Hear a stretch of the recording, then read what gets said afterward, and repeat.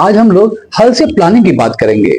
यह एक incentive based plan है जिसे 1891 में फ्रेडरिक एच हॉलसी नामक व्यक्ति ने इंट्रोड्यूस किया था। इसका मेन मोटिव वर्कर्स को अधिक प्रोडक्शन के लिए इंस्पायर करना और उन्हें उनके प्रोडक्शन के आधार पर बोनस या एक्स्ट्रा वेजेस देना है। यह प्लान वर्कर्स की प्रोडक्टिविटी को बढ़ाने और कंपनी को अधिक प्रोडक्शन करने में हेल्प करती है। अब हम लोग होलसेल प्लान का मीनिंग के बारे में बात करेंगे। होलसेल प्रीमियम प्लान में वर्कर्स को उनके टाइम के अकॉर्डिंग से एक कंफर्म वेजेस दिया जाता है।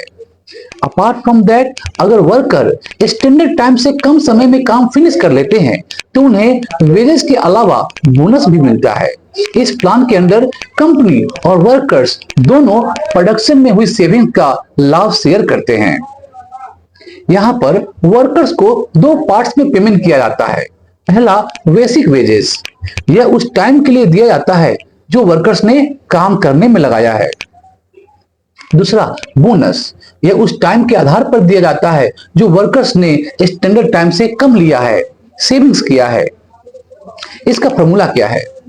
Under Halsey plan what is the wages? Wages under Halsey plan equals to time rate into actual time taken plus time save का 50% इनटू टाइम रेट। इस प्लान में टाइम सेव का 50% workers को दिया जाता है जबकि बाकी का हिस्सा कंपनी अपने पास रखती है। चलिए अब हम लोग होलसेल प्लान का इंपॉर्टेंस पर प्रकाश डालते हैं वन बाय वन। पहला, होलसेल प्लान से कंपनी का प्रोडक्शन में इंक्रीमेंट होती है। होलसेल प्लान वर्कर्स को अधिक प्रोडक्शन के लिए इंकरेज करती है, प्रेरित करती है, जिससे प्रोडक्टिविटी में इंक्रीमेंट होती है। दूसरा, होलसेल प्लान वर्कर्स के मनोबल को मोरल को बढ़ाता है। बोनस और एडिशनल वेजेस वर्कर्स को काम में इंटरेस्ट बनाए रखने में और बेटर परफॉर्मेंस करने के लिए इंस्पायर करता है। तीसरा इंपॉर्टेंस, होलसेल प्लान से समय की बचत होती है। इस प्लान में वर्कर को टाइम सेव करने पर भी अवार्ड दिया जाता है, पुरस्कार दिया जाता है, जिससे वे अधिक स्किलफुली काम करने की कोशिश करते हैं। चौथा, होलसेल प्लान से काम में फ्लेक्सिबिलिटी आती है, लचीलापन आती है। इस प्लान में वर्कर्स के लिए यह ऑप्शन होता है कि वे अपनी स्पीड से काम कर सके, जिससे उन्हें अपने समय का मैक्सिमम यूज करने का अपॉर्चुनिटी मिलता है, मौका मिलता है। पांचवा इंपॉर्टेंस, होलसेल प्लान कंपनी के लिए प्रॉफिटेबल होता है। इस प्लान के अंदर कंपनी को कॉस्ट ऑफ प्रोडक्शन में कमी और प्रोडक्टिविटी में वृद्धि होती है, जिससे कंपनी की इनकम में इंक्रीमेंट होती है। अब हम बात करेंगे बेनिफिट्स या एडवांटेज ऑफ होलसेल प्लानिंग। पहला है, होलसेल प्लानिंग से प्रोडक्शन में वृद्धि होती है। इस प्लान का सबसे बड़ा एडवांटेज यह है कि यह वर्कर को उनकी प्रोडक्टिविटी में सुधार करने के लिए इंकरेज करती है। जब वर्कर स्टैंडर्ड टाइम से कम समय में काम पूरा कर लेते हैं, फिनिश कर लेते हैं, तो उन्हें बोनस मिलता है, जिससे उनका मोरल, कॉन्फिडेंस और काम करने की इच्छा बढ़ती है। दूसरा, होलसेल प्लानिंग टाइम के सेविंग में हेल्प करती है। वर्कर्स को कम समय में अधिक प्रोडक्शन करने के लिए मोटिवेट किया जाता है, जिससे टाइम की सेविंग होती है और कंपनी का प्रोडक्शन भी बढ़ता है, आउटपुट भी बढ़ता है। तीसरा एडवांटेज, होलसेल प्लान वर्कर के लिए फाइनेंशियल बेनिफिट लेकर आता है। इस प्लान के अकॉर्डिंग वर्कर्स को उनके समय के आधार पर बोनस मिलता है, जिससे उनका वेजेस बढ़ता है, उनकी मजदूरी बढ़ती है और उन्हें इकोनॉमिकल प्रॉफिट होता है। चौथा एडवांटेज, होलसेल प्लान को अप्लाई करना मैनेजमेंट के लिए आसान होता है। इस प्लान को अप्लाई करना और मैनेज करना आसान है क्योंकि इसे डायरेक्टली वर्कर के समय और प्रोडक्शन पर आधारित किया जाता है। इसमें कॉम्प्लेक्स कैलकुलेशन की नीड नहीं होती। पांचवा एडवांटेज, होलसेल प्लान कंपनी और वर्कर्स दोनों के लिए बेनिफिशियल होता है। होलसेल प्लान में प्रोडक्शन में हुई सेविंग्स का शेयर श्रमिक और कंपनी, वर्कर्स और कंपनी दोनों के बीच शेयर किया जाता है। इससे दोनों साइड्स को लाभ होते हैं, जिससे वर्कर और मैनेजमेंट के बीच अच्छे संबंध बनते हैं। छठा एडवांटेज, क्वालिटी बनाए रखने की पॉसिबिलिटी होलसेल प्लान में बनी रहती है।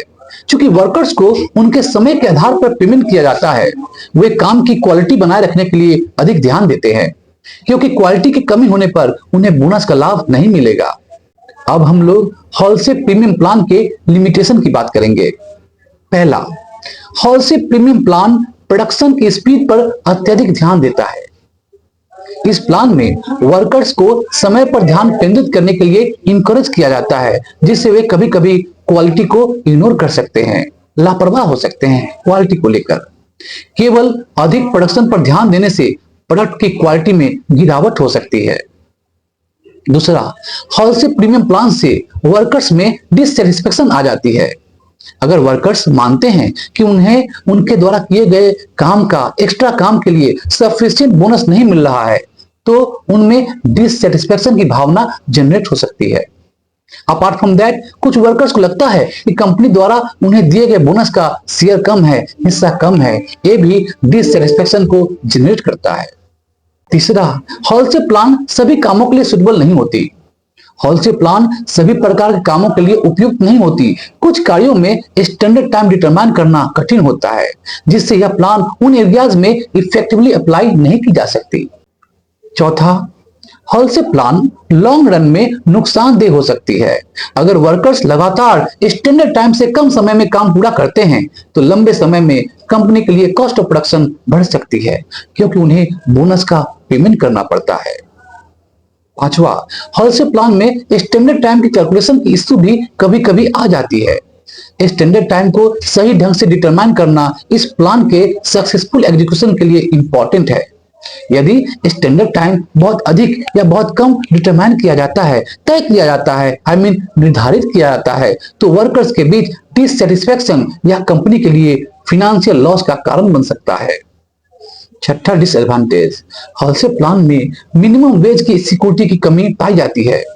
अगर किसी वर्कर की प्रोडक्टिविटी कम हो जाती है या वह स्टैंडर्ड टाइम के भीतर काम नहीं कर पाता, तो उसे केवल उसका बेसिक वेज मिलता है, जिससे उसकी इकोनॉमिकल कंडीशन पर इनवर्स इंपैक्ट पड़ सकता है। हॉलसे प्लान एक इफेक्टिव मोटिवेटिव प्लान है, जो वर्कर्स को उनके परफॉर्मेंस के बेस पर एडिशनल वेज रिसीव का अपॉर्चुनिटी देती है, मौका देती है। यह वर्कर्स और मैनेजमेंट के बीच प्रॉफिट शेयर की पॉलिसी पर बेस्ड है, जहां एक ओर यह वर्कर्स की प्रोडक्टिविटी में वृद्धि और कंपनी के इनकम में सुधार करने में हेल्पफुल होती है, वहीं दूसरी ओर इसमें प्रोडक्शन की क्वालिटी और वर्कर्स के डिससैटिस्फैक्शन जैसी चैलेंजेस भी है। इस प्लान का सक्सेसफुल एग्जीक्यूशन तभी पॉसिबल है जब स्टैंडर्ड टाइम को करेक्टली डिटरमाइन किया जाए और वर्कर को उचित बोनस दिया जाए। यदि इन फैक्टर्स का ध्यान रखा जाता है, तो हॉलसे प्लान वर्कर्स और कंपनी दोनों के लिए प्रॉफिटेबल प्रूफ हो सकती हैं। तो आज हम लोग बात किए हॉलसे प्लान के एडवांटेज और डिसएडवांटेज के बारे में, उसके इंपॉर्टेंस और उसके मीनिंग के बारे में। आशा करता हूं इस वीडियो के द्वारा, इस क्लास के द्वारा आपको हॉलसे प्लान को समझने में आसानी हुई होगी। हमारे इस चैनल को सब्सक्राइब कीजिए और फॉलो कीजिए, और इस वीडियो को आप शेयर भी कीजिए। थैंक यू, धन्यवाद।